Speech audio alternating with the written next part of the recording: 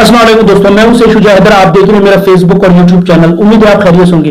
दोस्तों, आज का टॉपिक बहुत अहम है, खास तौर पे पाकिस्तान के उन लोगों के लिए बहुत अहम है जो कि आईआर से, पॉलिटिकल साइंस से या हिस्ट्री से रिलेटेड लोग हैं, या जो कि इन चीजों को सुनने में या पढ़ने में दिलचस्पी रखते हैं। और अगर ओवरऑल में कहूं तो हर एक के लिए अहम है, क्योंकि आज पाकिस्तान के अंदर इस टाइम पे, जिस टाइम मैं आपसे बात कर रहा हूं, इन दिनों में एक इशू बहुत ज्यादा जो है पाकिस्तान में वो सुना जा रहा है, कहा जा रहा है और देखा जा रहा है। जी हाँ, मैं बात कर रहा हूं पाकिस्तान से अफगान मुहाजिरीन के निकलने की।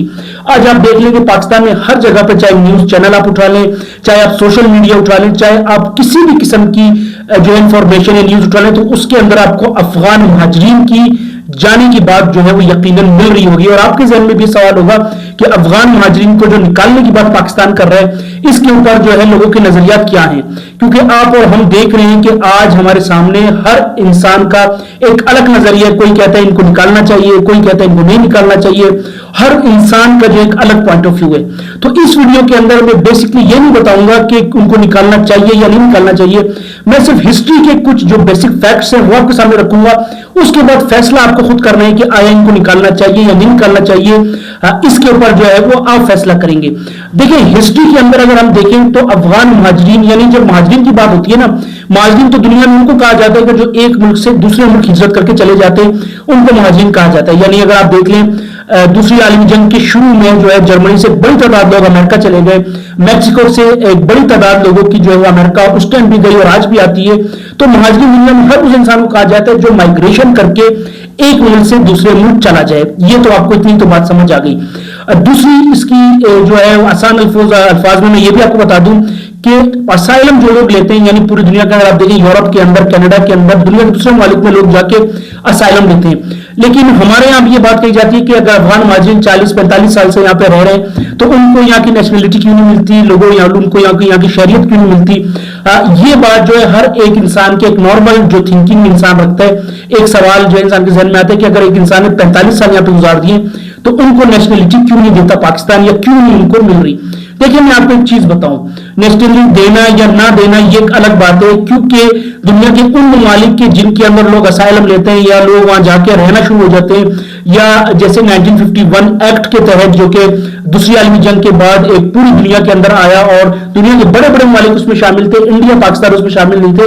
तो उसके अंदर कहा गया था कि कोई भी शख्स अगर दूसरे मुल्क से आता है, अगर उसको अपनी जान की वजह से या अपने मजहब की वजह से या अपनी कौम और फिरके की वजह से या पॉलिटिकल ओपिनियन की वजह से कोई मसला है, तो वो दूसरे मुल्क जाके वहां पे असाइलम अप्लाई कर सकता है। लेकिन शर्त यह है कि वो मुल्क जिसमें वो असाइलम अप्लाई कर रहा है वो मुल्क 1951 एक्ट, रेफ्यूजी का जो एक्ट है, ठीक है, उसका वो रुकन मेंबर होना चाहिए।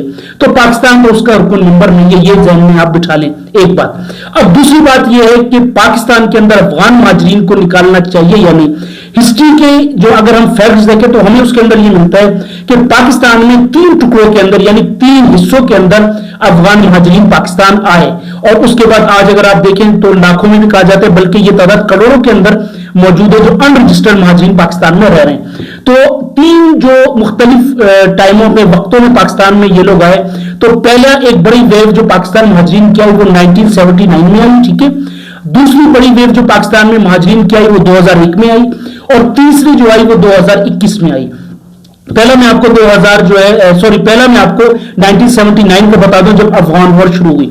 अब पाकिस्तान इस जगह पे वहां पे खड़ा था, यानी जैसे मैंने आपको पहली वीडियोस में बताया कि पाकिस्तान शुरू से ही अमेरिकी अलाय में रहा है, यानी पाकिस्तान ने सेंटो साइन किया, पाकिस्तान ने अपनी फॉरेन पॉलिसी अमेरिका के साथ रखी, पाकिस्तान अमेरिका का अलाय रहा, ठीक है। आज भी इत्तेहादी है पाकिस्तान का, लेकिन 65 और 71 में अमेरिका की तरफ से पाकिस्तान को सपोर्ट नहीं मिला, ये तो तारीख का हिस्सा है। लेकिन पाकिस्तान जो अमेरिका का इत्तेहादी रहा, उसकी तारीख में हमें बिल्कुल सीधा नजर आती है कि पाकिस्तान कभी भी अमेरिकी इत्तेहाद से नहीं निकला।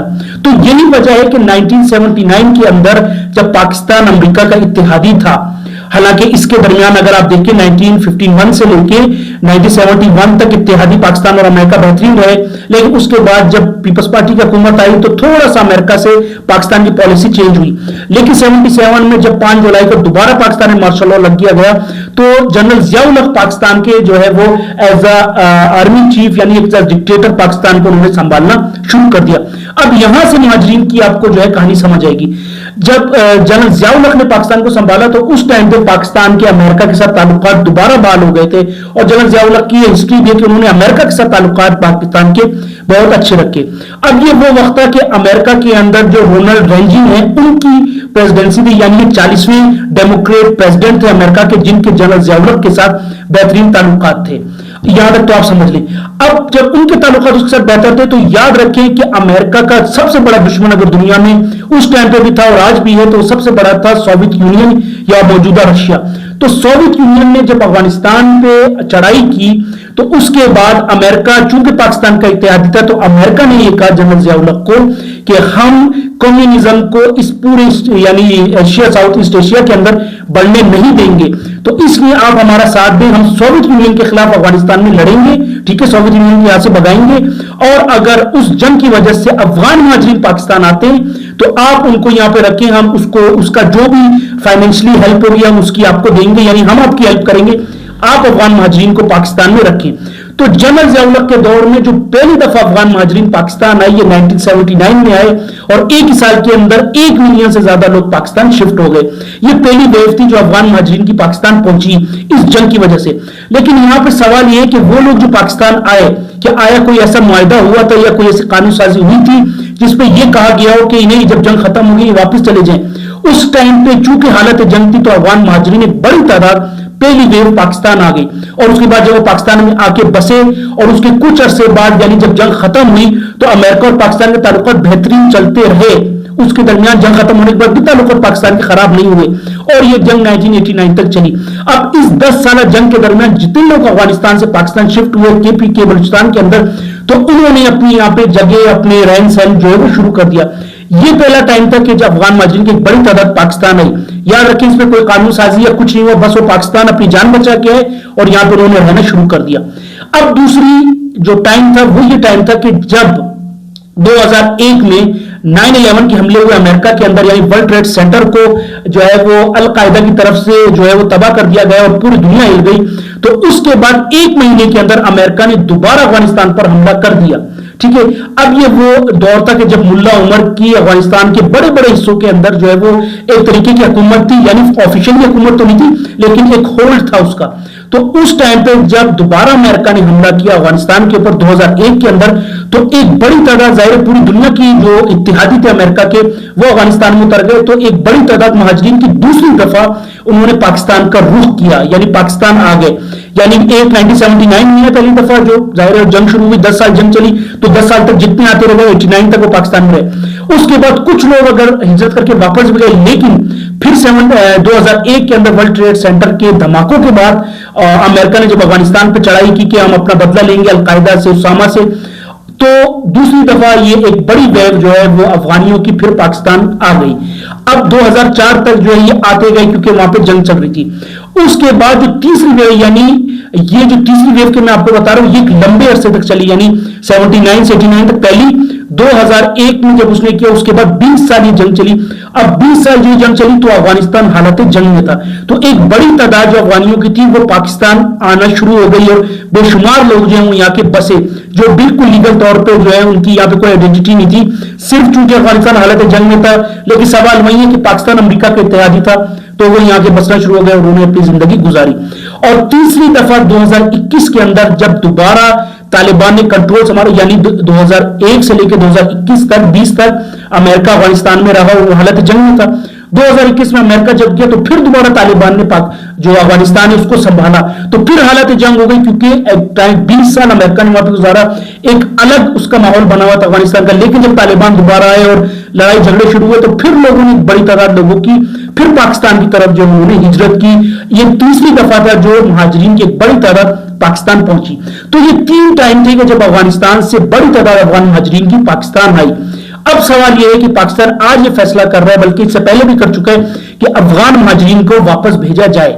اب افغان مہاجرین کو واپس بھیجنے کی بات یہ ہے، دراصل 79 یا 2001 یا 2021 ان تینوں دور کے اندر لاکھوں نے کروڑوں لوگ جو پاکستان آئے، اس پہ کوئی قانون سازی نہیں ہوئی، اس پہ کہیں پہ یہ فیصلہ نہیں ہوا کہ اگر وہ آئیں گے تو ان کو، جیسے آپ یورپ یا کینیڈا امریکہ میں جب آ کے اسائلم لیتے ہیں یا آپ جا کے وہاں رہتے ہیں تو ان کا پورا پروسیجر ہے کہ آپ کا کیس انٹر ہوتا ہے، اس کے بعد آپ کی ہیئرنگز ہوتی ہیں، اگر واقعی آپ جو کلیم کرتے ہیں وہ سچ ہوتی ہے وہ بات تو وہ آپ کو جو ہے وہاں کی نیشنلٹی کچھ عرصے بعد دے دیتی ہے. شروع میں آپ کو ٹیمپریری جو ہے وہاں پہ کارڈ ملتا ہے رہنے کا.